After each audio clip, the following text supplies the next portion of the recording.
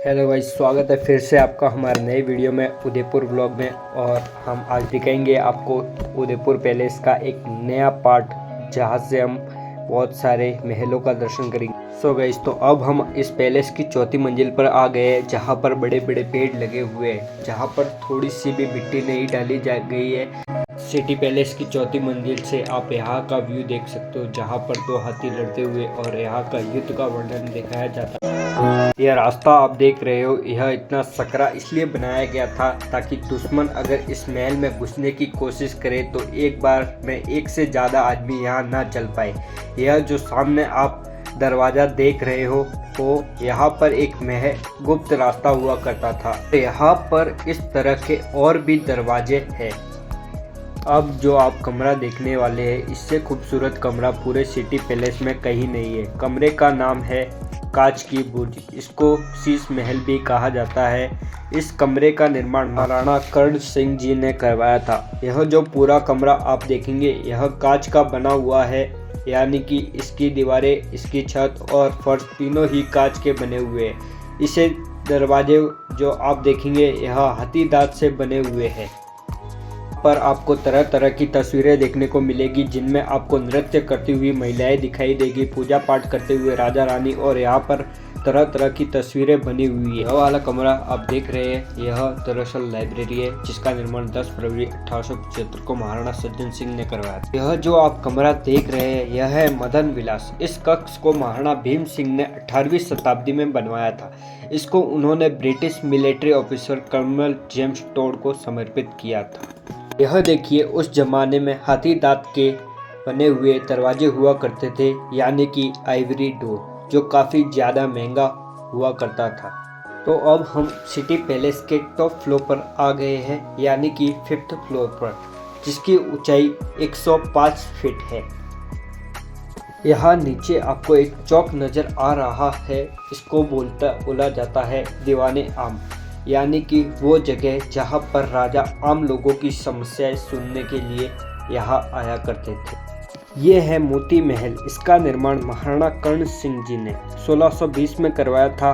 होली, दिवाली और अन्य त्योहारों पर दीवाने आम में डांस और तरह तरह के प्रोग्राम का आयोजन करवाया जाता था। यहाँ पर मोती महल में से रानियाँ डांस के प्रोग्राम को देखा करती थी। तो यह जो ग्लास लगे हैं, उनसे रानियां बाहर तो देख सकती थी, लेकिन बाहर वाला कोई भी इंसान रानियों को नहीं देख सकता था। यहाँ पर आप देखेंगे तो शतरंज का छोटा सा एक बोर्ड बना हुआ है। यहाँ पर महाराणा शतरंज यानी चेस खेला करते थे, और वहाँ सामने उनकी बैठक हुआ करती थी, जहाँ पर बैठकर वो हुक्का पिया करते थे। सामने आप देख सकते हो, यहाँ पर उनकी बैठक हुआ करती थी। ये वो जगह है जहाँ से आपको दीवाने आम का नज़ारा देखने को मिलता है। यह जो महल देख रहे हैं, इसको बोलते हैं प्रीतम निवास। महाराणा जगत सिंह को लकवा हो जाता है, तब 1940 से पहले वह ग्राउंड फ्लोर पर रहते थे। फिर इनको इस कमरे में शिफ्ट किया गया, जहाँ से वह सनराइज, सनसेट और लेक व्यू, सिटी व्यू सब देख सकते थे। महाराणा को लकवा हुआ तब उनका खाना पीना, बैठना उठना सब इसी कमरे में होता था। यहाँ पर जितने भी सोफे, चेयर और टेबल लैंप आदि दिखाई दे रहे हैं, ये सब 1955 के आसपास के हैं, जिनको इंग्लैंड से मंगवाया गया था। इस महल का निर्माण महाराणा जगत सिंह ने ही करवाया था। तो यहाँ पर जितने भी राजा रहे हैं, वह सूर्यवंशी थे। जब बरसात के मौसम में उनको बाहर सूरज नहीं आता था, तो राजा यहाँ इस कमरे में आकर सोने से बने सूर्य देवता को नमन किया करते थे।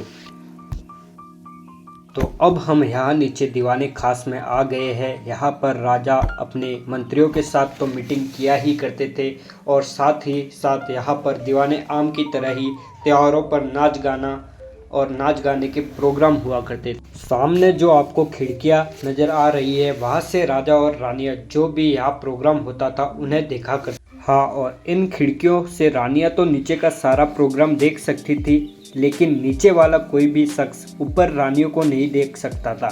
ये सारा जो आप कांच का काम पा रहे हो, ये 1874 के आसपास किया गया था।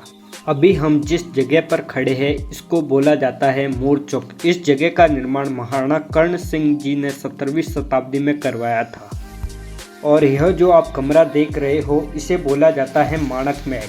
ये उस समय खाने पीने का कमरा हुआ करता था, यानी कि डाइनिंग हॉल। तो अब हम जा रहे हैं जनाना महल की तरफ। तो आपकी जानकारी के लिए मैं बता देता हूँ कि जब कोई भी रानी के पति की मृत्यु हो जाती थी, यानी कि वो विधवा हो जाती थी, तब उनको यहाँ जनाना महल में शिफ्ट किया जाता था और यहाँ पर पुरुषों का आना पूरी तरह से वर्जित था। तो जब भी यहाँ कोई फेस्टिवल प्रोग्राम या शादी वगैरह हुआ करता था तो उनको यहाँ पर उस प्रोग्राम में शामिल नहीं किया जाता था। जनाना महल की तरफ आते हो तो आपको बीच में बहुत सारे पुराने बर्तन वगैरह देखने को मिलेंगे जो कि पित्तल से और कांस्य धातु से बने हुए हैं, जो कि बहुत ही पुराने हैं और पुराने टाइम से यहाँ पर मौजूद है। सामने आप अंदर की तरफ भी देख सकते हो, बहुत सारे यहाँ पर पुराने ज़माने के चक्की और बर्तन वगैरह रखे गए हैं जो कि बहुत ही पुराने समय से है। यहाँ पर भी आप देख सकते हो बहुत सारे पित्तल, लोटा और कढ़ाई वगैरह रखी गई है। पहले लोगों के पास गैस वगैरह नहीं हुआ करते थे तो प्राकृतिक चूल्हे वगैरह बने हुए हैं यहाँ पर। और यहाँ पर देख सकते हो आज भी चम्मच, कांटा वगैरह बने हुए हैं यहाँ पर, जो पित्तल के हैं पूरे। बहुत सारे बड़े बड़े घड़े यहाँ पर लगे हुए हैं। ये वाला जो आप कमरा देख रहे हैं इसे बोला जाता है वज्र विलास, यानी कि विधवा रानी का बेडरूम या शयन कक्ष हुआ करता था, जो कि दिखने में आपको बहुत ही साधारण सा लगेगा, एकदम सिंपल सा, बिना किसी चमक दमक के। ये जो आप कमरा देख रहे हैं ये है भोपाल विलास। यहाँ पर जो झूमर देख रहे हैं ये बर्मिंघम इंग्लैंड से लाया गया है और नीचे में जो फैन रखा हुआ है ये केरोसिन ऑयल यानी मिट्टी के तेल से चलने वाला एक पंखा है।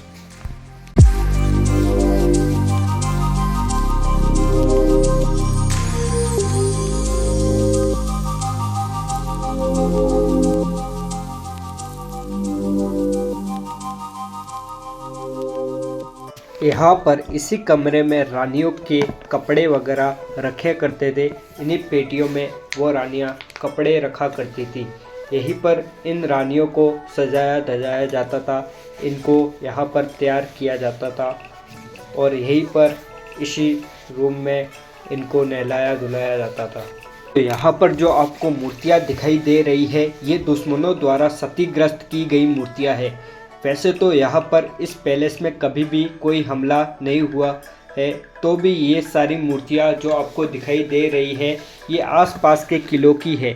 तो इन मूर्तियों में आपको अलग अलग किलों की क्षतिग्रस्त मूर्तियाँ नज़र आ जाएगी, जैसे कि चित्तौड़गढ़, कुंभलगढ़ और आसपास के किलों की मंदिरों की डैमेज मूर्तियाँ यहाँ पर रखी हुई है। वैसे तो राजघराने में संगीत का शौक शुरू से ही रहा है। यहाँ पर आप देखेंगे उस समय के अलग अलग तरह के म्यूजिकल इंस्ट्रूमेंट रखे हुए हैं और इन सभी म्यूजिकल इंस्ट्रूमेंट पर इनका नाम भी लिखा हुआ है, दिख जाएगा। जैसे कि यहाँ पर एक तारा, ट्रांजिस्टर, तबला, वीणा, रावण हत्था, ढोलक, शहनाई, पियानो, पखावज आदि बहुत सारे म्यूजिकल इंस्ट्रूमेंट यहाँ पर रखे गए हैं, जो आप देख ही सकते हो इस वीडियो में।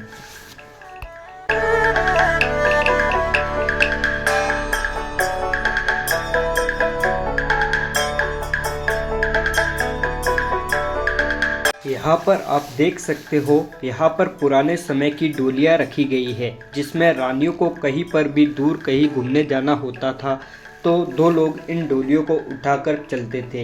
यहाँ पर हाथी के ऊपर बैठने के लिए जो कुर्सियाँ हुआ करती थी वो भी यहाँ पर रखी गई है, जिन पर चांदी और सोने से कशीदाकारी की हुई है। यहाँ पर इस कमरे में आप देख सकते हो, यहाँ पर पुराने समय के पुरुषों और स्त्रियों के जो वस्त्र वेशभूषा हुआ करती थी उनको यहाँ पर सजो कर रखा गया है।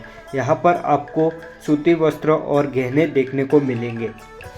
सो गाइस, तो हमने सिटी पैलेस पूरा घूम लिया है और आपको वीडियो कैसा लगा हो, जानकारी अच्छी लगी हो तो वीडियो को लाइक एंड शेयर जरूर करें और ऐसे ही जानकारी से जुड़े वीडियो देखने के लिए हमारे चैनल को सब्सक्राइब करना ना भूलें।